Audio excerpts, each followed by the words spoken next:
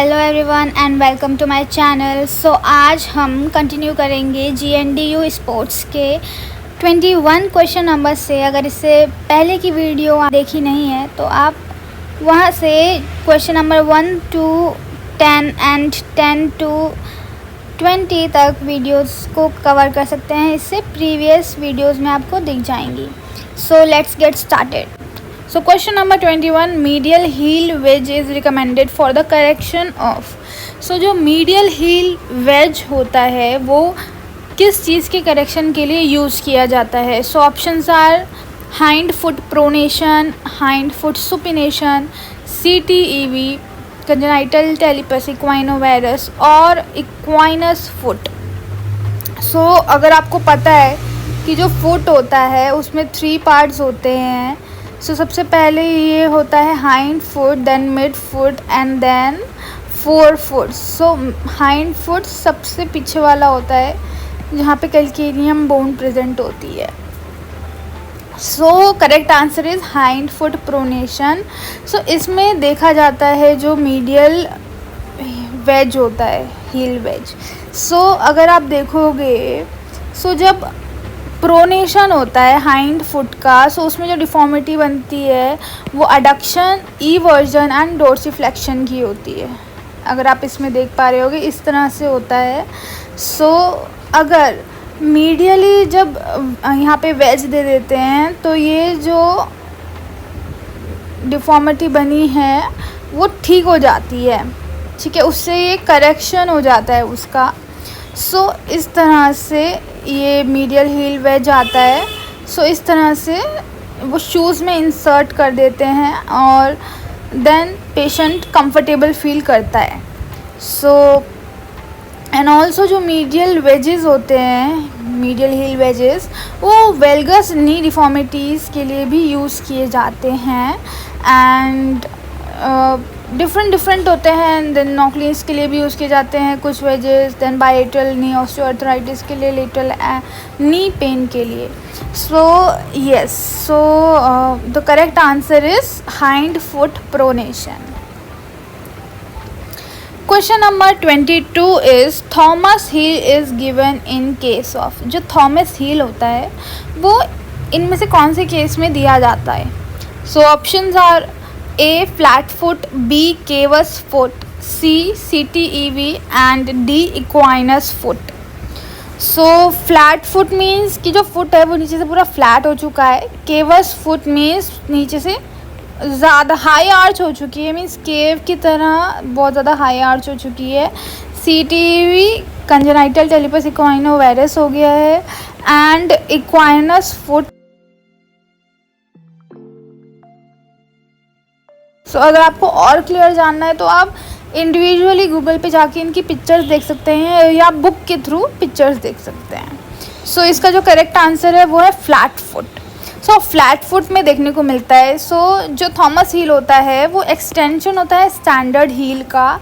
क्योंकि flat foot में यहाँ पे फ्लैट हो चुका है तो आर्चेस ख़त्म हो चुकी हैं। उन आर्चेस को मेंटेन करने के लिए, क्योंकि जब आर्चेस एकदम वीक हो गई तो मिड फुट पे ज़्यादा प्रेशर, मिड फुट पे भी वेट आता है। उस चीज़ को थोड़ा ठीक करने के लिए inside to add rear foot और mid foot support medially. Mid foot को मीडियली सपोर्ट देते हैं। यहाँ पे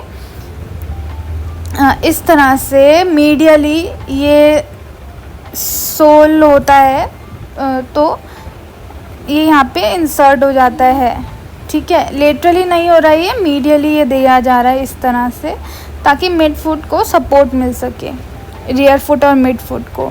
सो yeah correct option is flat foot. Question number 23, Oppenheim's reflex is. Oppenheim's reflex कौन सा होता है? Options are extension of the great toe with firm moving pressure on the skin over tibia. इसमें है कि great to का extension होगा जब टिबिया पे, टिबिया की जो स्किन है, टिबिया के ऊपर जो स्किन है वहाँ पे मूविंग प्रेशर देंगे Then B option is none of the above. Then C is stroking on inner border elicits flexor response, and D is stroking on outer border of the sole elicit ankle dorsiflexion. So correct answer will be A, extension of the great toe with firm moving pressure. So A will be correct. जब tibia के ऊपर skin जो है वहाँ पे जब stroking करेंगे सो बेबिन्स्की reflex जैसा ही रिस्पॉन्स आता है, उसको बोलते हैं ओपन हेम्स रिफ्लेक्स. एंड ये कोई रिफ्लेक्स नहीं है, इनर बॉर्डर पे कोई रिफ्लेक्स नहीं होता, और सोल के आउटर बॉर्डर पे बेबिन्स्की साइन वाला रिफ्लेक्स होता है. बट उसका एंकल डॉर्सीफ्लेक्शन से कोई रिस्पॉन्स नहीं होता है. बेबिन्स्की साइन में ग्रेटर जो थंब होता है, ग्रेटर टो जो होता है, उसका एक्सटेंशन होता है and fanning of the rest of the toes. So correct answer is four Oppenheim's sign, extension of the great toe with firm moving pressure on the skin over tibia. So इस तरह से एक stroke देंगे tibia के ऊपर जो skin है उसमें. सो इसका जो रिस्पॉन्स आएगा वो extension of the great toe होगा. So this is Oppenheim's sign. I hope कि आपके लिए करेक्ट हो चुका है और आप समझ भी गए होंगे. So question number 24 is all of the following statements are true for fat soluble vitamins except. So इनमें से जितनी भी statements है कौन सी true हैं वो नहीं बताना है. So जो false है हमें वो वाली statement बतानी है फैट soluble vitamins के लिए. So options are they require bile salts for absorption, they are soluble in organic solvents, liver is their storage site, and they exist in provitamin form. So correct option is they exist in provitamin form. So not all vitamins exist in provitamin form. सारे जो जितने भी fat soluble जो vitamins होते हैं A D E के, वो ज़रूरी नहीं है कि वो अपने प्रोविटामिन फॉर्म में ही मिलें. सो इसलिए ये फॉल्स है. एंड आपको पता होना चाहिए कि जो फैट दो टाइप के विटामिन्स होते हैं, एक फ़ैट सोल्यूबल होते हैं, एक वाटर सोल्यूबल होते हैं. जो फैट सोल्यूबल विटामिन्स होते हैं वो होते हैं ए डी ई के, एंड जो वाटर सोल्यूबल विटामिन्स होते हैं वो होते हैं vitamin C and vitamin B. So correct answer is they exist in provitamin form. Not all fat soluble vitamins exist in provitamin form. Especially आपको vitamin A देखने को मिल सकता है जो कि अपने प्रोविटामिन फॉर्म में एग्जिस्ट करता है.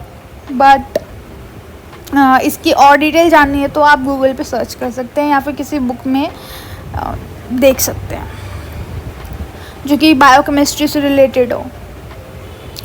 So question number 25 is a 68-year-old man with a prostate cancer and bone metastasis present with shaking, chills and fever. So एक 68-year-old का मैन है जिसको प्रोस्टेट का कैंसर है एंड बोन में मेटास्टासिस हो रखा है. मीन्स जो कैंसर है वो फैल चुका है बोन में, एंड उस पर्सन में शेकिंग, चिल्स एंड फीवर देखने को मिलते हैं ये सिम्टम्स. और जो वाइट ब्लड सेल्स का काउंट है वो है 1000 पर म्यू लीटर्स, और जो नॉर्मल रेंज होती है WBC काउंट की वाइट ब्लड सेल्स की वो होती है 4000 to 11000 म्यू लीटर्स. सो इसमें से कौन सी इस कंडीशन को बेस्ट डिस्क्राइब कर रहा है, इस हेमेटोलॉजिक फाइंडिंग को बेस्ट डिस्क्राइब कर रहा है. So options are leukocytosis, leukopenia, neutrophilia and leukaemoid reaction. So correct option is option number B, leukopenia. Penia is related with decrease in the number. Okay, so correct option is B, leukopenia. So a person has leukopenia if they have reduced number of total white blood cells in their blood. So जब भी WBC का reduce number हो जाता है blood में, so उसको बोलते हैं leukopenia. एंड जो हेल्दी वाइट ब्लड सेल्स होते हैं उनको जो मेनली काउंट होता है 5000 to 10,000 होता है white cells per microlitre of blood for males and children. Okay, and females के लिए होता है 3,500 to 11,000 white cells per millilitre for females. Okay, so I hope वो आपको समझ आया होगा क्वेश्चन एंड इसको concept. So question number 26 is which of the following statement is correct regarding trace minerals. So इनमें से करेक्ट जो स्टेटमेंट है वो बताना है ट्रेस मिनरल्स के लिए. So options are they are required in less than 100 milligram per day. Option B, they are required in large amounts. Option C, they account for 80% inorganic matter present in the body. And option D, they are required for nerve impulse transmission. So correct answer is A, they are required in less than 100 milligrams per day. ठीक है, let's find out why. सो जो trace elements होते हैं वो usually ऐसे minerals होते हैं जो कि 1 से 100 milligram per day by adults इतने रिक्वायरमेंट होती है. ठीक है, और make up less than 0.01% of the total body weight. क्योंकि ये पूरे टोटल बॉडी वेट का इतना परसेंट होते हैं और हमारी जो डेली रिक्वायरमेंट होती है वो 1 से 100 मिलीग्राम की होती है, इसलिए इनको ट्रेस एलिमेंट्स या ट्रेस मिनरल्स बोलते हैं. ठीक है, एंड जो ए ऑप्शन है they are required in less than 100 milligram per day, this sentence is correct for trace minerals. That's why option number A is correct. Let's moving on to next question, which is question number 27. Cell death due to lack of oxygen is called as. So जब भी cell की death होती है in the absence of oxygen, it is called as. So options are necrosis, hypertrophy, apoptosis or atrophy. So correct answer is apoptosis. See, cell death के दो नाम होते हैं, एक तो नेक्रोसिस भी बोलते हैं और एपोप्टोसिस जो होता है वो प्रोग्राम्ड सेल डेथ है. उसमें भी सेल की डेथ होती है बट वो प्रोग्राम्ड होती है. And necrosis is pathological. ठीक है, so correct answer is C, apoptosis. It's a fact. And apoptosis जो प्रोसेस होता है वो प्रोग्राम्ड सेल डेथ होता है and it is used during early development to eliminate unwanted cells. और ये अनवांटेड सेल्स को रिमूव करने के लिए ये प्रोग्राम्ड सेल डेथ होती है जिसको बोल रहे हैं अपोप्टोसिस. सो इसमें ऑक्सीजन की रिक्वायरमेंट नहीं होती है. सो ये तब भी या फिर कम ऑक्सीजन के अमाउंट्स में भी अपोप्टोसिस हो सकता है. सो that's Y C is the correct answer. Question number 28. Which of the following statements regarding hypovolemic shock are true? So इनमें से कौन से statements जो हैं hypovolemic shock के लिए वो सही हैं? So options are, पहले हम वो पढ़ लेते हैं जो स्टेटमेंट्स दी हुई हैं. 4 स्टेटमेंट्स यहाँ पे प्रोवाइड की गई हैं. So statement first is it is associated with high cardiac output. Option second is the vascular resistance is high. Option third is the venous pressure is low. And fourth is the mixed venous saturation is high. So hypovolemic means क्या है? Means hypo is reduced volume. ठीक है, so reduced blood volume की वजह से shock जो हो रहा है, ठीक है, कहीं ना कहीं reduced है blood की वॉल्यूम जो है. सो हाई कार्डियक आउटपुट तो होगा नहीं क्योंकि वहाँ पे खुद ही रिड्यूस्ड है जो ब्लड का अमाउंट है. एंड वेस्कुलर रेजिस्टेंस भी हाई नहीं होगा क्योंकि कम है यहाँ पे जो वॉल्यूम है.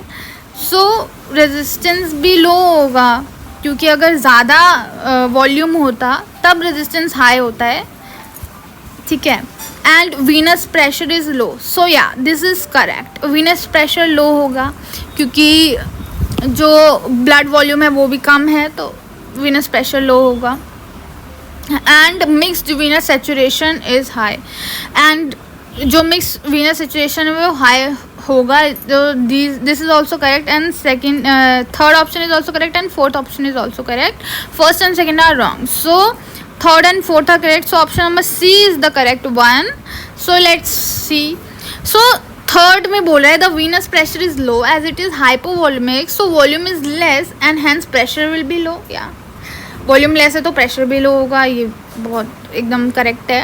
And the mixed venous saturation is high due to failure of the peripheral tissues to extract oxygen, क्योंकि जो हाइपोवॉल्यूमिक शॉक है उसमें जो पेरिफेरल टिश्यू है वो ऑक्सीजन को एक्सट्रैक्ट नहीं कर पाएंगे, माइक्रो सर्कुलेटरी शंटिंग भी होगा। सो इस वजह से जो मिक्स्ड वीनस सैचुरेशन है वो ज़्यादा होगा। So that's why option number C, third and fourth is the correct answer. Question number 29. Which is the first major sports competition to resume after COVID-19 lockdown? So options are Champions League, Spain's La Liga, English Premier League and Germany's Bundesliga. So correct answer is Germany's Bundesliga. So I don't know whether I am pronouncing it right or wrong. So but the correct answer is D and it's a fact. Okay ये fact है कि जब कोविड-19 का lockdown ख़त्म हुआ तो सबसे पहले जो स्पोर्ट्स कंपटीशन है, मेजर स्पोर्ट्स कंपटीशन है, वो डी ऑप्शन है, Germany Bundesliga. So yeah correct option is D. Question number 30. Which of this structure has no cartilage in it? So इनमें से कौन से स्ट्रक्चर के पास कार्टिलेज नहीं होता है?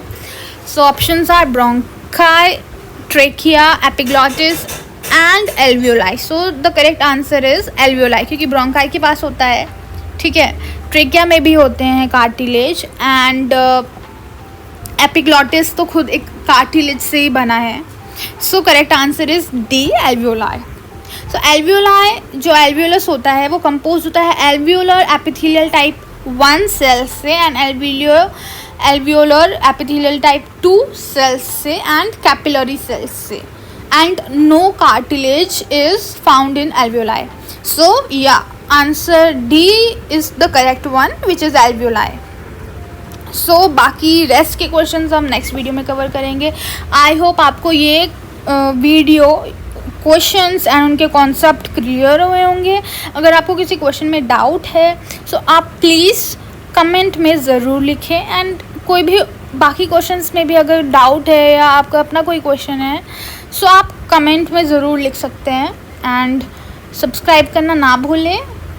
And thank you so much for watching this video and stay tuned for upcoming videos. Till then take care, bye bye.